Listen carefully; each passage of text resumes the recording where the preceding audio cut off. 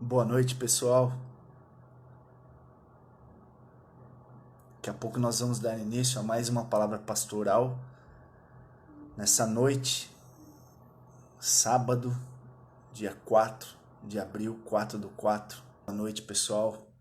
Eu queria ah, dizer que eu tenho recebido até uns mimos aqui em casa, né? Agradecer as expressões do amor de Deus por meio da igreja. Direto a gente abre a porta ali, alguém bate e tem um mimo para as crianças. Eu te falar que antes de começar aqui a live, a gente ganhou um bolo, tava até quente, de cenoura com cobertura de chocolate. Nós temos os melhores vizinhos. Eu louvo a Deus pela vida na nossa igreja e como ela tem ah, usado da criatividade, né, para amar uns aos outros. Tem sido muito legal também a interação por meio das mídias sociais, além da nossa EBD e do nosso culto aos domingos, né? Nós estamos voltando a fazer os agrupes, né? Tem as mensagens, as devocionais pela manhã, as mensagens pastorais, a palavra pastoral à noite, todos os dias. Nós temos, nós temos voltado a fazer o aconselhamento, as ligações, né? 2 vezes por dia, para 2 pessoas, na verdade, e isso tem sido muito legal. Muito bem-vindos. Eu espero que Deus fale aos nossos corações e eu quero fazer um desafio para vocês também. Então vamos orar? Senhor, nós te louvamos, porque apesar da distância, o Senhor nos abençoou com recursos, com as mídias sociais, para que a gente encurte essa distância e a gente possa continuar a nossa comunicação, né, aprender mais o Senhor com a sua palavra e uns com os outros. E, Senhor, muito obrigado porque a sua palavra ela não tem limites.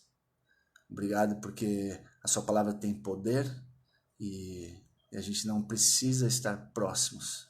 Eu sei que isso não se compara com a proximidade, estando junto com os irmãos, mas com certeza nós temos muito que agradecer, porque a gente tem esses recursos. E nós pedimos, Senhor, que o Senhor fale aos nossos corações por meio da palavra, por meio da sua palavra, e use o teu servo para impactar para aquilo que o Senhor quer de nós.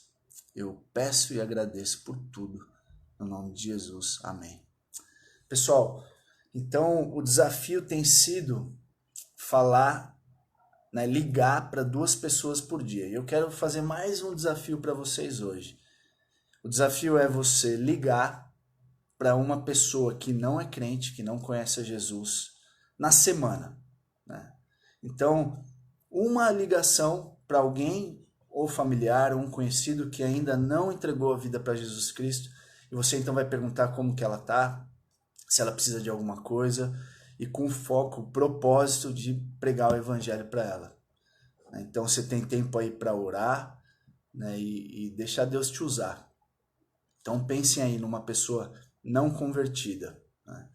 E assim, eu tenho pensado ultimamente, tem muitas pessoas que elas estão indiferentes, né? Elas esperam o vírus passar, vamos voltar para a vida normal e não pensam nas consequências, simplesmente elas estão vivendo, né, um dia após o outro. Já outras pessoas, principalmente aquelas que já foram afetadas de alguma maneira, né, tanto a crise financeira, ou então as pessoas que estão no grupo de risco já estão mais perplexas, né, mais angustiadas. Mas o fato é que, via de regra, a maioria das pessoas, elas não estão preocupadas com o futuro eterno delas. Elas podem estar preocupadas com o futuro próximo, mas aqui, agora, né?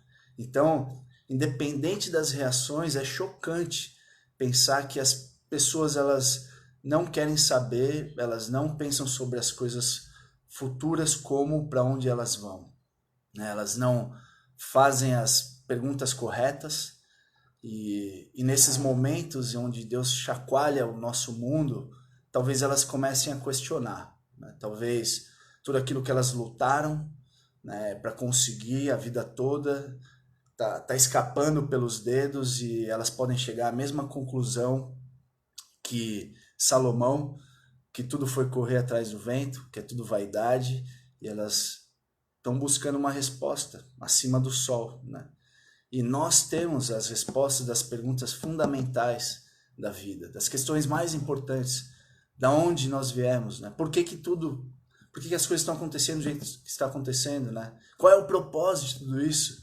Para onde nós vamos? Então, eu creio que Deus, ele pode nos usar grandemente nesse período para que preguemos a palavra de Deus para essa galera. E nós sabemos que tudo isso é consequência da queda, né? Nós sabemos que o pecado, ele destrói as nossas vidas, ele tem consequências terríveis, e esse mundo ele vai acabar. E as pessoas podem pensar, não vai acabar. Não, ele vai acabar. Como ele já acabou um dia, né? Deus ele já destruiu o mundo um dia. Vocês lembram da história de Noé? Sodoma e Gomorra, né? As pragas, a fome. E eu creio que isso aqui é só uma palhinha, né? É um spoiler do que vai acontecer no futuro. Nós cremos nisso. E Jesus ele diz, lembrem da história de Noé. Muitas vezes a gente conta a história de Noé para as crianças, a maioria das vezes. Mas Jesus ele fala para os seus discípulos, o fim do mundo, quando o Filho do Homem vier, vai ser como os dias de Noé. Olha só, Lucas 17, 26 e 27. O Evangelho de Lucas, versículos 26 e 27. Assim como foi nos dias de Noé, também será nos dias do Filho do Homem.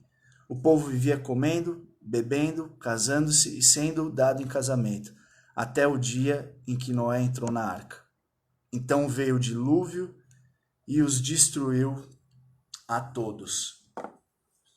Você pode parecer como Noé, um maluco, falando que Deus vai acabar com o mundo, construindo uma arca no deserto, quando você começa a falar sobre o fim do mundo.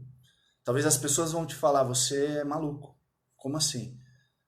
O que você está dizendo? Agora, o fato é que a Bíblia fala sobre essas coisas. Eu troco maluquice por salvação sempre. Prefiro passar por um maluco e continuar pregando o evangelho, continuar falando que o pecado ele vai ser punido, na esperança de que as pessoas, então, se agarrem nesse bote salva-vidas. Na época de Noé, as pessoas foram salvas por uma arca. Deus ele deu ele reiniciou, um restart no mundo, né? E formou-se então um novo mundo, mas esse mundo ele vai acabar de novo. Agora, Jesus Cristo é o nosso bote salva-vidas. Jesus Cristo ele veio para nos salvar e para nos levar para um mundo que não terá fim mais. Então, naquela época, Deus ele salvou o homem por meio de uma arca e hoje ele salva o homem por meio de Jesus Cristo. Ou seja, Jesus Cristo é o nosso bote salva-vidas. E Jesus diz, lembrem-se de Noé, lembre-se da história de Noé. E a história de Noé nós sabemos muito bem, né? Noé, ele estava construindo uma arca, Deus pediu para ele construir um grande barco. Eu fico imaginando a zombaria, a zoação, né? O camarada chegando, o que você está fazendo? Eu estou construindo um barco. Onde? No deserto. Por quê? Vai chover. Sério?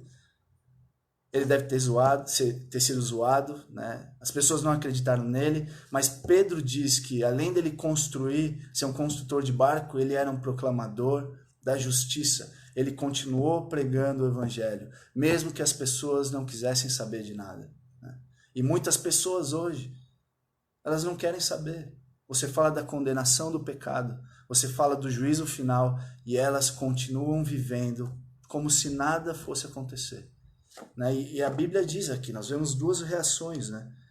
A reação de Noé, que continuou fiel, né, à palavra de Deus, ele pôs a sua confiança em Deus, ele continuou pregando e o povo vivia comendo, bebendo, casando-se e dando-se em casamento.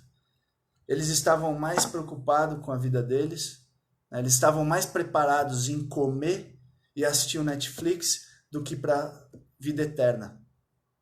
E a maioria das pessoas hoje em dia são assim. Elas estão mais preparadas para fazer as coisas do dia a dia do que para a vida eterna. E nós temos que questionar. Você sabe para onde você vai? Você conhece alguém assim? Ligue para essa pessoa.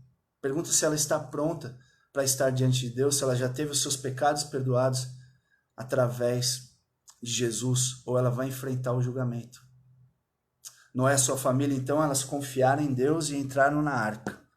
E o que aconteceu? Começou a chover. Começou a chover e então o mundo foi destruído. Eu fiquei pensando nesses dias, às vezes a gente reclama, né? Puxa, já estou há quase 3 semanas em casa. Esses camaradas ficaram meses numa arca fechada, cheia de animais. Quando eu penso nisso, eu fico mais tranquilo. Não, Deus, obrigado, não vou reclamar mais. Mas o fato é que a nossa arca é Jesus Cristo. Nós colocamos nossa confiança naquele que pode nos salvar. Eles estão no barco. E uma das coisas mais assombrosas da Bíblia, uma das frases mais tensas da Bíblia, quando Deus ele fecha a porta do barco. A Bíblia diz que Deus fechou a porta do barco. Dali em diante, ninguém poderia fazer mais nada. E graças a Deus que o Senhor continua ainda no seu plano de salvação, de redenção para o homem pecador. Ele é longânimo e ele tem segurado a sua ira que está prestes a ser derramada no mundo todo. Mas por enquanto a porta está aberta e nós temos que avisar. Ainda há esperança. Existe um Salvador. Jesus Cristo, ele veio para nos salvar. Chegará um dia que nós não teremos mais oportunidades. E quando essas calamidades acontecem, né? Como essa pandemia, algo muito tenso que está afetando o mundo todo, muitas pessoas, né? As pessoas começam a prestar atenção, né? Elas começam a dar ouvidos, né, para aquilo que Deus está fazendo. Preguemos o Evangelho que tem poder para salvar o homem pecador. Nesses dias, Deus está chamando a atenção da igreja para a sua missão. Ele está chamando a minha atenção. E eu creio que Ele está chamando a atenção daqueles que vão colocar a fé e a esperança em Jesus Cristo. O único que pode salvá-los da punição dos seus pecados. Então nós temos que responder como Noé. Noé, ele não era melhor do que ninguém. Alguém vai dizer, não, mas Noé, ele era justo. Não existe um justo sequer. Quando a Bíblia fala que alguém era justo, é porque ele foi justificado mediante a fé em Jesus Cristo. A justiça de Jesus foi imputada nessa pessoa. Noé não era melhor que ninguém. A Bíblia não diz, seja bonzinho e ganhe um barco, né? Seja bonzinho e ganhe um cruzeiro para o céu. Não. Da mesma forma como Deus salvou Noé, Ele continua salvando o homem hoje. Olha só o que a Bíblia diz em Gênesis 6, versículo 11. Deus viu que a terra tinha se corrompido e estava cheia de violência. Deus observou a grande maldade do mundo, pois todos na terra haviam se corrompido. Noé, porém, encontrou favor diante de Deus. Todos eram maus, inclusive Noé. Ele era um pecador como todos nós, como todos os outros. E por que ele foi poupado? Porque ele encontrou favor diante de Deus. Favor que significa graça. Todos nós somos salvos pela graça. A mesma graça que salvou Noé, me salvou e continua salvando o homem pecador, mediante a fé em Jesus Cristo. E por isso nós precisamos proclamar o Evangelho, que tem poder para salvar o homem pecador. Amém? Então, a Bíblia ela tem senso de urgência, né? Muitas vezes a gente olha para essas coisas e a gente está pensando num futuro próximo e a Bíblia nos chama a atenção para pensar num panorama maior, a realidade maior do que está acontecendo. Nós temos o privilégio e o dever hoje de proclamarmos o Evangelho, esse reino que ele está vindo. Ele já foi inaugurado em Jesus Cristo, ele será estabelecido de uma vez por todas quando ele voltar. E muitas pessoas podem ser salvas. Se Deus ainda não voltou, é porque ele ainda continua salvando um pecador e ele tem usado a sua igreja. Ele tem usado eu e você. Eu não quero chegar num futuro, olhar para trás e ter aquela sensação de que eu desperdicei meu tempo, que eu perdi tempo. Eu poderia ter falado para tantas pessoas e eu não falei. Como o pastor Edson disse, uma frase que eu achei muito legal, que o número de salvos seja maior do que o número de mortos no final de tudo isso. O vírus ele tem espalhado, mas ele tem os seus dias contados. Mas tem um vírus muito maior, que infectou, que contaminou todas as pessoas, que é o pecado. E ele leva as pessoas à morte. As pessoas estão condenadas, destinadas à morte eterna. E o reino de Deus ele tem espalhado por meio de nós, por meio das nossas vidas, por meio da proclamação do Evangelho. E nada, nem ninguém pode pará-lo. O pecado ele traz morte, ele traz destruição.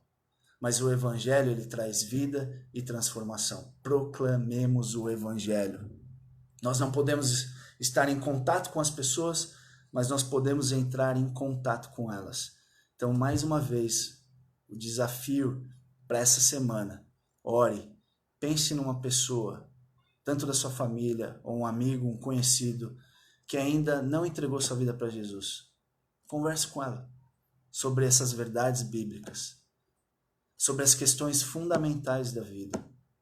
E a minha oração é que Deus salve as pessoas. Essa é a nossa oração, que o Senhor continue salvando as pessoas por meio, não de um barco, mas por meio de Jesus Cristo. Jesus Cristo é o nosso bote salva-vidas. Amém? Pessoal, Deus abençoe. Muito bom poder compartilhar um pouquinho mais da palavra de Deus. Eu fico empolgado quando eu penso nas possibilidades do que Deus pode estar fazendo com a sua igreja. E eu espero mesmo que o Evangelho brote nesses dias de escassez, nesses dias difíceis, que realmente ele brote através das nossas vidas para o mundo perdido. Amém? Grande abraço, até a próxima, se Deus quiser. Deus abençoe a todos. Boa noite.